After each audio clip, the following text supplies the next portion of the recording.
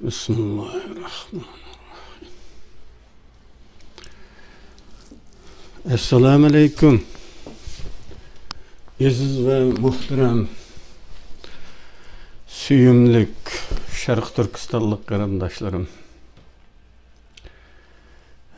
İkkide bir edebi söhbet qilmoqchiydik. Bugünkü muloqotimiz edebiyat haqida bo'ladi.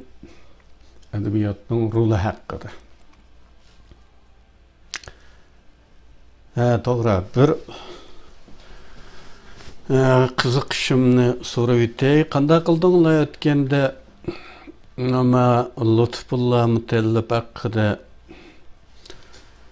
az to'la gap qilgandik va onun kitaplarının mənbəsini çıxırıb qoyğandım, bir oqub beqinglar deb. Bir oqub beqib, onun yağı gap qilsaq, texmi yaxşı oladı bilisizlar. Endi oqumay turib, qulaq mollusi tipida gap qilgandan ko'ra oqub gap qilgan yaxshi-ku, şunu. Qanday oldu şu bir oqub baqdinglarmi? Qanchaң o'qib baqdinglar, o'qib bo'lganlar ta'siratinglarni o'rtoqlashishni unutmanglar. Ta'sirlanib ketganinglarni uqsa, advokatlar xursand bo'lib qoladi. Mening qarashlarimga qarshi gap qilishdan hech tortinmanglar. Davringlar. Masalan, bir obdan jungo'liq bo'lib kommunistik maydonda turib yezibdi-ku, ha. Yana qanday qilsa bo'ladi deb adabimni basanglim bo'ladi.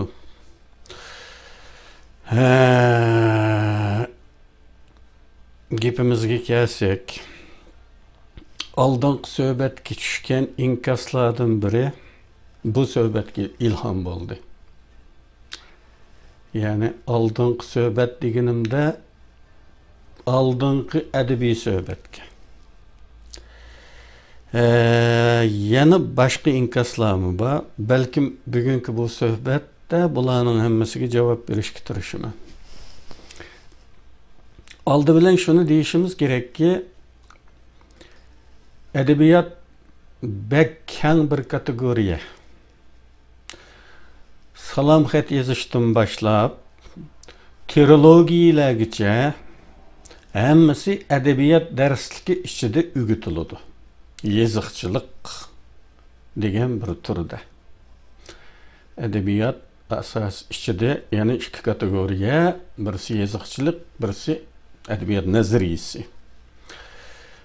Şu yeziqchilik turida o'rgatiladi. Yozadigan narsaning hammasininki bir ramkasini. Endi buni o'rgatimi deb, u nazariya bilan o'rgatgan oldigan bir narsami emas, to'g'risi. U nazariyani o'rganib olibla yozuvchi o'g'li olmaydi yoki yozadiganmi o'g'li olmaydi. İş qilib yozadigan narsaning hammasi edebiyatning ichida o'rgatiladi. Shuni bularni oydinlashtirib olganimiz yaxshi. Bugun bizning asos to'xtalmoqchi bo'layotganimiz badiiy edebiyat. Ya'ni salom xat yozishning gapi emas yoki xabar, axborot uchurlari o'tir emas. Badiiy edebiyat. Yani san'at türüdeki edebiyat. Edebiyat san'atning bir türü. Normalde biz edebiyat san'at deb buna qo'shib atayımızga bir tangdosh so'z üstüde. Buna atashning sebebi edebiyatning san'at emas qismi bo'lganligi uchun. Edebiyatning o'zi san'atning bir türü. Xuddi naqshi musiqa, usul, resim, heykeltaraşlık o'xshash. San'at. Badiiy edebiyat bir türlük san'at. San'at degan so'zni bizning Uyg'urlarda qanday tushunadi? Normalda san'at desinlar, naqsh usul kechiliki, sana, kamchatdimoq kelgan, eshmisag'an, duxovchilik kelgan ayollar bilan ütek ve kanavay ko'nglik kiygan erkeklarning san'atidagi usuli ko'z oldiga keldi bizning san'at desa. San'at degan Ummu san'at to'g'ri, ammo san'at o'zining qiladigan ishida, o'zi qilayotgan ishda voyaga yetgan bo'lsa, bu san'at bo'ladi. Ya'ni bir tomchimi, nayt usti tomchi bo'lsa, san'atkor deyiladi shum. Binakorlik san'ati deyiladi uning qilgan ishi. Şunun o'xshash adabiyotningmi san'at degan vaqtimizda agar bir yozuvchi o'zi qilayotgan shu yozuvchilik ishida haqdodiga yetgan bo'lsa, nayt ustlashgan bo'lsa, bu ustilishi hargizmalqa ipini tepelish turidagi ustilish emas. İpini tepelip pişki çıktı ketivergen Uygur yazgıçılardek o emas. Bu ustilishni san'atkor deyildi. Bunun o'tganlardan bir misol verdim, belkim kelgusida yan deyishimiz mumkin, daha tafsili. Rus yazgıçısı Vladimir Nabokov Amerika universitetlerinde Rus tili dersligi o'tganda, Rus adabiyoti o'tganda, Rus adabiyotida 4 yozuvchini san'atkor dedi. O ko'min o yozuvchi, lekin 4ni san'atkor deb tilg'aldi. Shuning o'xshash yani. Bu san'atkor bo'lish, yozuvchi bo'lganning hammasi san'atkor bo'lmaydi. En uç nuqtadagilar san'atkor bo'lalaydi. Ya'ni Uyg'urda hozircha san'atkorni yo'q desek bo'ladi endi. Farhod Tursunni tilga ilishqi bo'ladi. Agar mushu hozirgi ketishda dunyo adabiyotida umumlashsa uning asarlarini hazır bir qancha tilga tarjima qilindi, texnik kengaysa, balkim shu bir san'atkor deyalishimiz mumkin. Shunga o'xshash bir gap bu. Bu nuqta orqacha asti bo'lish lozim. Bu nuqtadan masalaga qaralsa, har nima yozganning hammasi yozuvchi deyilmaydi. Masalan, gazetga xabar yozadiganlar va fakat badiiy adabiyot sohasida bir nimalarni yozganlar yozuvchi deyildi. Adabiyotga san'at nuqtasidan qaraganimizda, uningdan kutiladiganlar haqida to'g'ri xulosaga kelalaymiz. Vatanimizda adabiyot san'atining roli haqida hech kim erkin tafakkur qilib boqmaydi. Chunki o yerda bu rol allaqachon bekitilib, muqimlashtirilgan. Çüyündek qattiq qilib minglarga quyib etilgan bo'lg'achqa boshqalar buning aksicha fikr qilolmaydi. Nim bu bekitib etilgan rol Mavzedun Yan'an adabiyot san'at suhbat yig'inida so'zlagan Nutuq degan maqolasida aytavr 1942-yili shunday bekitgan. Adabiyot san'atning terbiyevi rolu buludu, bilish rolu buludu, estetik rolu buludu. Mana bu 3 rol vatanimizdagi adabiyot san'at qarashimizda belgilikchilik o'rinda turib kelgachga hech kim buning aksini o'ylashga yoki hech bo'lmasa buningga yandash boshqa qo'shimchalarni qilishga petinolmasligi tabiiy ahvol. Buni to'g'ri tushunishga bo'ladi. Ama bugün biz erkin dünyada turib yanıla mavzeyden bekitip bergen rollarını minimsigen petkitiversek bulmaydı. Şunu özümüzün qarashlarını oturup qo'yishga sharoit bor. Shundaqla erkin dünyanın edebiyat sahasi nima deb qaraydi? Edebiyatga bulag'imi ko'z tashlab o'tishga imkoniyat bor. Aldı bilan dunyoning qarashi nima? Dunyo qanday qaraydi edebiyotning roli haqida? Xalqarada asasen muqimlashgan qarash onun estetik rolü. Bu san'at üçün san'at deb mi izahlanadi. Yani san'atning kishilarga zo'q berishdan boshqa roli yo'q degan qarash. Bununla yondashgan holda az sondagi mutaxassislar san'atning tarbiyaviy roli borligini qo'shimcha qilishga urinadi. Ama oldingilar san'atning ustiga hech qanday vazifa yuklamaslik fikrida qat'iy. Ko'rinib turganidek, adabiyot san'atning estetik roli rad qilinmas bir rol. Mavzuda rad qilinmadi uni. Chet eldimi ta'kidlandigini bu. U holda bu haqda talash tartish qilishga o'rin yo'q. Onun estetik roli en mühim rol. Ve onun hiç kim red kılanmaydığı rolü.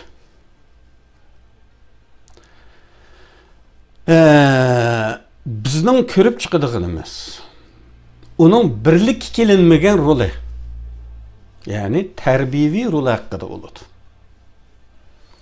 Gerçi bütün insaniyet san'atni sap holatdagi san'at shaklida ko'rishni va uningdan huzurlanishni xohlasimi, xohlar xohlamas holda uningga bir qism vazifalarni yuklashdan xoli bo'lolmaymiz. Tarixdan beri nurg'un didaktik asarlar, cho'chak afsonalar kishilarga ma'lum ideyani yoki ma'lum axloqiy diniy prinsiplarni talqin qilishga, singdirishga urinib keldi. Bugün hatta san'at uchun san'at eng kuchli jarchisi bo'lgan g'arbliklar. Bu san'at uchun san'at, faqat san'at uchun boshqa roli yo'q deb buningda eng kuchli iddaoda bo'ladigan, buning jarchisi bo'lgan g'arbliklarmi ishlayotgan kino, televiziya filmlarida ma'lum ideyani kishilarga singdirish, qabul qildirish urinishlarini, hatta bunun zo'r ko'lamdagi muvaffaqiyatlarini ko'rib turibmiz. Andaqken adabiyot san'atining tarbiyaviy roli bo'ladiganligi inkor qilinmas hal olgan bo'ladi. Mayli qaysi sinf yoki qaysi millat bo'lsin, o'z ideallarini, siyosiy orzularini, umidlarini adabiyot san'at vositasi orqali kishilarga sunishdan saqlanolmaydiganligi bir reallik. Endi mavzudan bekitgan 3 xil roldan faqat tilga ilinmayotgani bilish roli. Dunyo tarafidan inkor qilindigini mana shu bilish roli. Ya'ni adabiyot san'at ilmiy asar bo'lmaganligi uchun uningdan ma'lum bir turdagi bilimni, uchurini, ma'lumotlarni bilib olmaydi u orqali. Yani konkretroq desak, ma'lum bir romanda tilga ilingan hodislarni, uchurlarni rost deb ishonishga bo'lmaydi. Chunki roman to'qilma bo'lganligi uchun uningda o'tirib qo'yilganlarni rost deb ko'tarib yurgili bo'lmaydi. Men bundaq bir narsani bilib oldim deb o'ylasaqmi xato bo'ladi. Bu haqda Vladimir Nabokov romandan bilim oladiganlar deb masxir qiladi. U taxminan shunday bir misolni bergan. Men uning o'zini aldirash izlab topolmayman. Taxminan shunday bir misol tu. Bir romanda Daniyadan gap etilishi mumkin edi. Muallif o'zining tasavvuriga asosan bir Daniyani yaratadi. Deylikki Kopenhagen paytaxt. Ko'chalari, bog'chalari, ko'chaning agimlari do'qmishdiki cho'ng bir savdo markazi. Yozishi mumkin buni. Tasavvurga ko'ra. Bularni romandan o'qiganlar, ha, Daniya degan mushunda bir ekan. Mundaq turdi bir ko'cha, munda ismli bir bog'cha, munda bir savdo markazi bor ekan deb bilib olsa, bu tamamen xato bo'lgan bo'ladi. Amaliyotda undaq bir yerning bo'lishi notayin. San'at turlaridan bo'lgan adabiyotning yana boshqa rolimi bormi? Albatta yana bir muhim roli bor. Til san'ati bo'lishligi bilan millet tilinin ifadalash qudratini oshirish, tilni taraqqiy qildirish qatorliq roli bor. Ya'ni yangi yasalgan so'zlarni adabiy asarda ishlatish orqali tilni beytish mumkin va yangi atalg'ularni o'zlashtirishi mumkin. Qo'llanishni ommaviylashtirilishi mumkin. Yana ma'lum bir shayni tasvirlashdiki ustuliq. Cümle qurilmalardagi alohidlik bilan tilning ifodalash kuchini oshirish. Boshqalarga bir o'rnak suniladi. Bu roli bor. Başka barlıq pəlle, hatta dini ilimlərmi öz mevcutluğunu, naziriyelerini, təlimatlarını ədəbiyyatның yazıqçılıq nazariyesiga tayinib meydanğa çıxırdığan boğaçqa ədəbiyyat barlıq ilimlərinin onusi deyilsimi aşırıb etken bolmaymiz. Ama bularning hammasi bizning bugungi söhbətimizning temisi emas degandik. Edebiyat barlıq yazıq bilen barlıq keldiğen mesulatlarının emmesini öz içine aldığan bolsa-mı, lekin sanat türü bizning bugünkü nazar tutduğumuzdur. Mesela ilmi makalalar, axbarat xabarları, xatçeklergacha til edebiyatda doirasida sunulduğan ve tushuntirildigan ilim bolsa-mı, bular sanat eseri hesaplanmaydı. Sanat eseridan başqalari rast deb ishonishga bo'ladigan turlar bo'lib, san'at turdikilar bilgi berishni emas, zoq berishni o'ziga asosiy vazifa qilgan bo'lg'achqa, uning bayonlariga pok sifatida ishonishga bo'lmaydi. Xo'sh, endi shu tarixiy romanlarga kelaylik. Bir qarindishimiz tarixiy roman degan zodi nima, bu Uyg'urlarning banasimi, boshqa xalqlardan bormi degandekroq bir savol so'rabdi ekan. Muşunuğa kilayli, tarihi roman başka milletlardımı? Ba. Tabii ki bu Uygurlarının keşfiyatı emas. Lekin başka milletler tarih kitaplarından ügünüdüğün boğaçqa bizdekidek umumlaşkan derecede emas. Tarihi romanlardan tarih ügense toğru bulamdı. Tarihi roman mı? Yanıla roman boğallığı için toqulmadan xali emas. Şuna romandan tarix ügünüş degan gapning o'zimi bekli qamlashmagan gap bo'ladi. Bu ilmiy tarix emas, balki bir turdagi ko'zchan. Ko'zchan deydigan bir gap bor-ku. Taxmin, ko'zchan. Ko'zchanda mancha kilo deymiz bir nimani. Chan degan challamak degan. Shu ko'zchan turdagi tarix bu. Umuman aşındarak bir işler boptiken türüde bir iptidai düşünce asıl kılışkılı yaraydı. Şuna bir tarihi romanını okupla şu tarihi zamanın tarihini bilip aldım dep oylaş hata oldu. Çünkü biz onundaki çinlik bilen tokulumının arasını ayrılayamayız. Okuğucu ulu süftede. O yazgıç tarafından yuğurulup, yalgan bilen rast arlaştırılıp, qayta işlep çıkarılganlığı için onundakinin hemmesini rast dep işiniş balalık buladı. Çünkü roman deganning en asası rolü yanıla zoq veriş, bilim veriş emas. Endi Uyg'urlardagi tarixiy romanchilikning roli qanday bo'ldi degan masalaga kelsak, tarixiy romanchiligimiz haqiqatan büyük rol o'ynadi. Yeni devir Uygur milletçiliğinin barlık gelişideki rolü mölçerligisiz derecede oldu. Bu herkesme tarihini bildirgenliginden emas. Tarih arkalık elip berilatkan terbiyeden, yani edebiyatının terbiyevi rolüdün oldu. Zor derecede milli uygunuş dolkununu barlık keltiydi. Aşkarı siyasi çakırık, siyasi terbiye, milli terbiye ep bağlı olmaydıgan Xitay hükümranlık şaraiti da bu yoçuktan bekmi önümlük paydalanıldı. Deyişimiz mümkün 80. yıllarının oturullarda en yüksek noktasına yetken milli keyfiyatını edebiyatının rolüdün ayırıp qarğılı olmaydı. Neçe vaqtdan beri romanlar haqqida, bular Uyg'ur romanlari haqida belki yaxshi gap qilmaganligim yodimda ba. Balkim sizlarning yodingizda ba. Şunu buningda bir ziddiyetlik alınıp derhal bayqab bana sual qo'yishinglar chuqum. Şuna şu narsa aniq bo'lish kerak.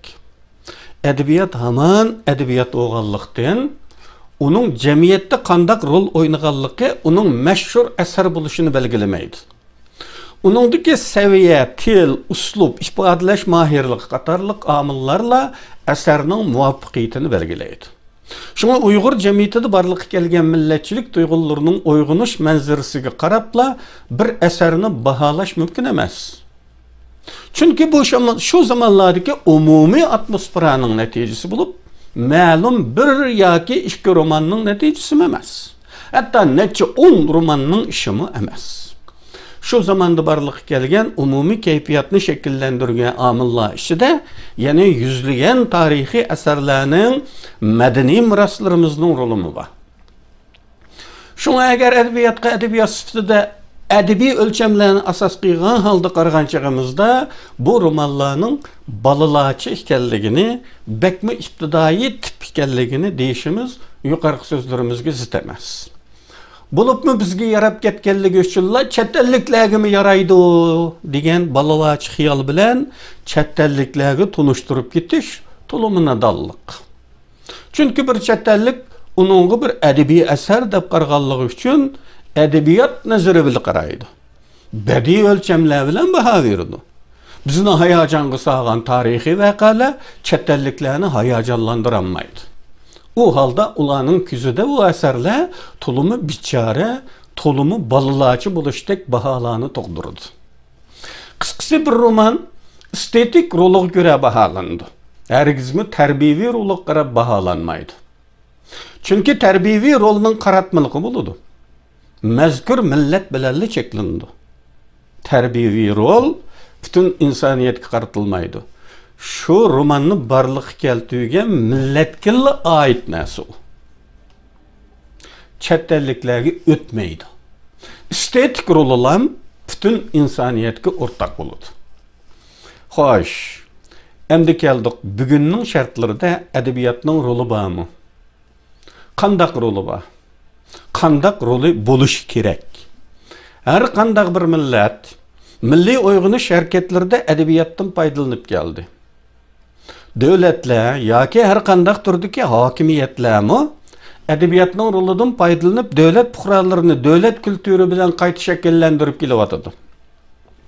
Milliy mustaqillik hareketleri, azatlık hareketleri, tajovuzlarga qarshi hareketlarda xalqni qo'zg'ash, tarbiyalash, kurashga safarbar qilish qatorliqlarning hammasi edebiyatdan ayrilanmaydi.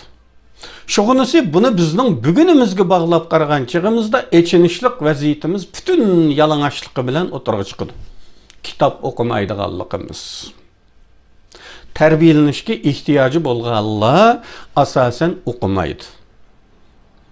Tarbiyalanmasimi bo'g'ideklar o'qiydi.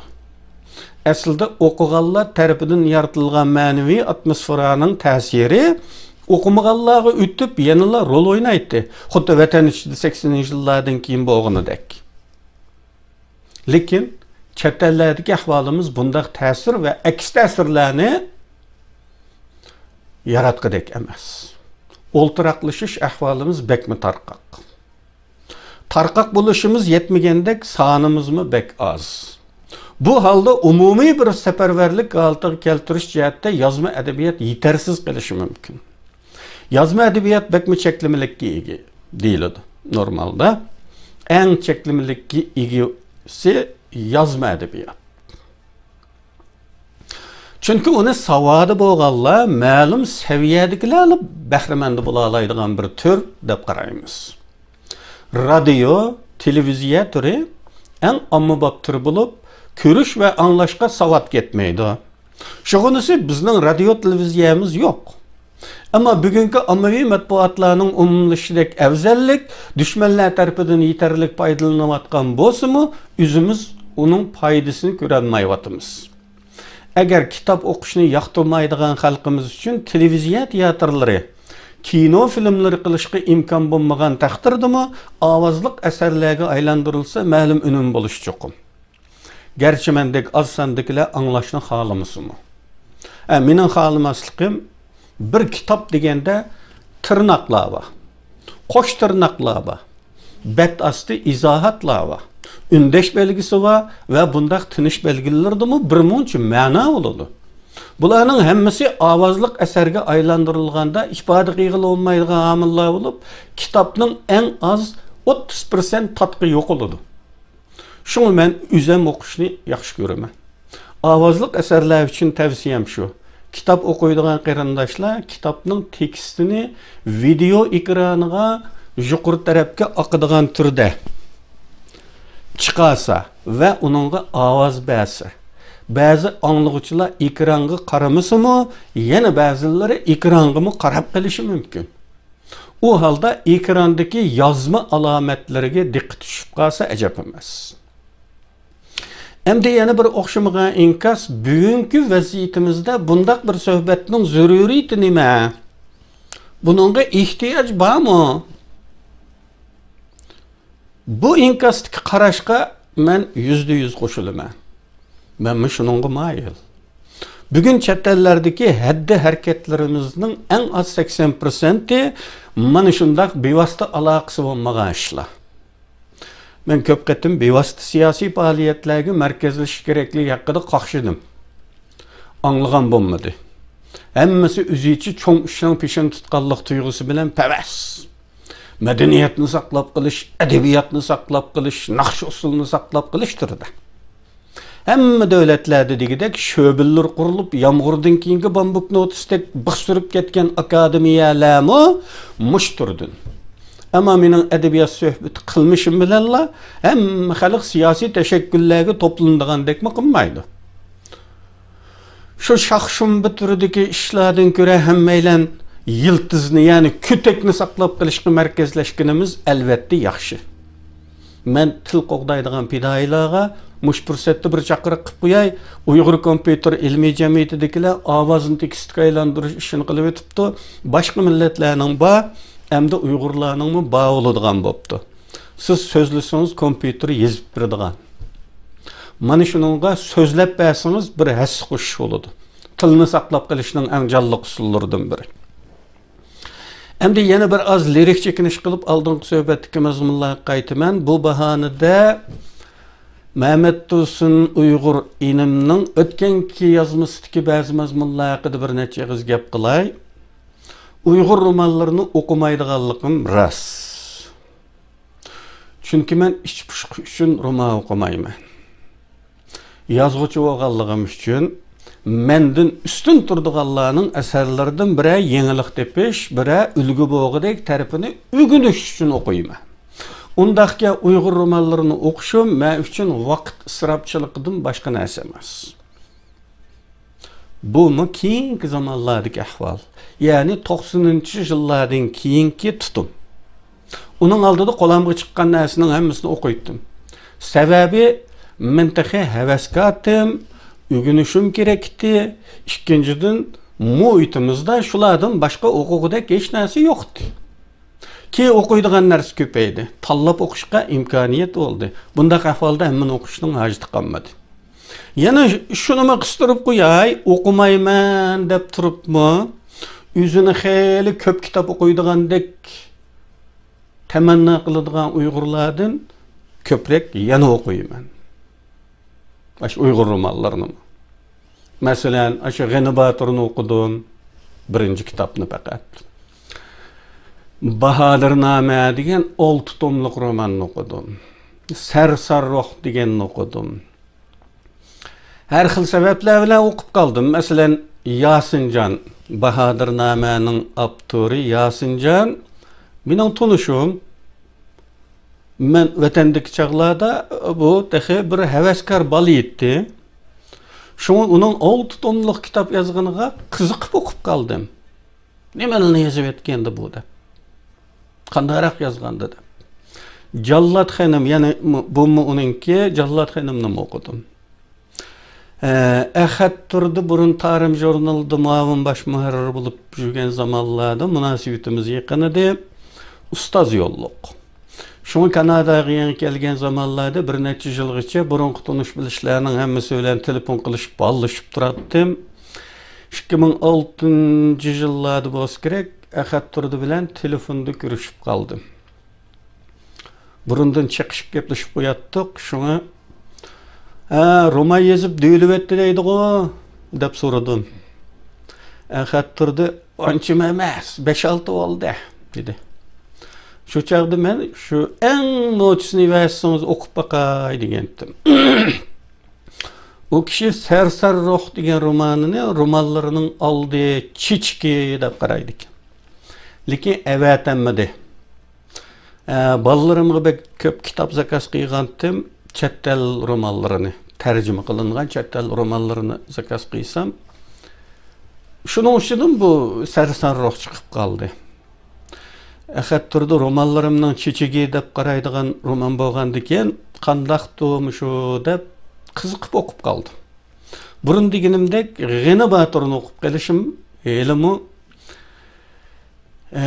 yodimda hali kichik vaqtimizdan tatib xiyolimizda abidi bo'lib shakllangan mashhurlik tufayli bir o'qib beqish havasga aylanishdan o'qib qoldim. Har birisining ajnabiy bir sabablari bor. Mana endi keldik yana bir qiziq savolga. Men nimishqa Uyg'urcha yozaman. Qaltis savol bu. Biri men boshqa tilda yozolmayman. Yazalığım bo'lsam, albatta boshqa tilda yozatdim. Balkim bu chet elda bo'lganligim uchun Uyg'urlar baribir o'qimaydigan bo'lgandikan, chet el tilida texmi ko'p yozatdim. Shunisi men boshqa tilda yozolmayman. Türkçe sınab baksam qanday bo'ladi ekan, ama urinmadim. Ayşe bir siyasi kitapni bek zorda küttügendim. Edebi eser onun qaraganda texim murakkab. Til jihati teximi zil. Teximi inchiklik talab qildigan bo'lg'achqa urinib bakmadım. İkincisi men Uyg'urlar uchun yozaman. Uyghur romanlarını okumaydigan bo'lgandikan, o'zimni Uyg'urcha yozmasligim kerakmi? Qanday mantiqi bu? Balkim ko'ngildan kechib yotgan yana bir savolni badaq qiladi. Tilg'ilinmagan bo'lishiga qaramay, pam etishki bo'ladi bu savolni. Sen Uyg'ur romanlarini o'qimaysan, xalqsininkini o'qish kerakmi? degan bir savol. To'g'ri deysiz, o'qimasin bo'ladi. Bunu zorlayamayman. Eğer edebiyat heveskari, yani yazgıcı kandidatları olsa, ulağımı üzümüzdekilerini tavsiye qilmayman. Ferhat Tursun'un romanından başka. Dünya klassiklerini okusun. Bununla hoş olma. Çünkü ülge aladigan bolsa, en yaxşılardan ülge alsa, tallab okusa çokum yolu qısqıraydı. Bizning zamanımızda birisi muhit kitap yok. Yana biri maslahat ko'rsatgidek ustoz yok. Her muqamda yo'g'lab, her narsani o'qib, bek ko'p umr zoya qilib o'tdik. Shunga bugun imkoniyat bo'lgandikan tanlab o'qisa bo'ladi. Havaskar emas, ya'ni yozuvchi kandidati emas, faqat roman xumarliqidan o'qiydiganlar texim bek o'qimasi bo'ladi. Meninkisini va klassiklar. Çünkü benim romanlarımın keyinkileri hiç kızık emas. Bütünley söz, tasvir. Okuyman desimi belki tizli zirkip taşlayıp yetişi mümkün. Ferhat Tursun'un romanımı xuddi şundaq. Romanını vaqaga qiziqib, iç puşqi üçün okuyduğanlarga elbette Uyghur romanları en uygun keladi. Şundaqla chet el romanlarıdınmı klassik bo'lmagan, bazırı kitaplar deyildigan turdaki dövlep satadigan romanlar uygun keldi. Yana mavzudan chetnab ketgandek qildim. Yana davomlashtirsam taxmi chetnab ketmay, gaya beshim ishdan tushib ketadigan bo'lib qoldi. Shunga mush yer direkt to'xtay. Keyingi qitimliq adabiy suhbatimizning mavzusi Lutfullah Mutallib haqqidagi oshqun baholar to'g'risida. Ama maningdan keyin emas. Ya'ni buningdan keyin istixbarat savatlari haqida so'zlaymiz ve arlab adabiy suhbat qilamiz. Hammanlarga Allohdan salom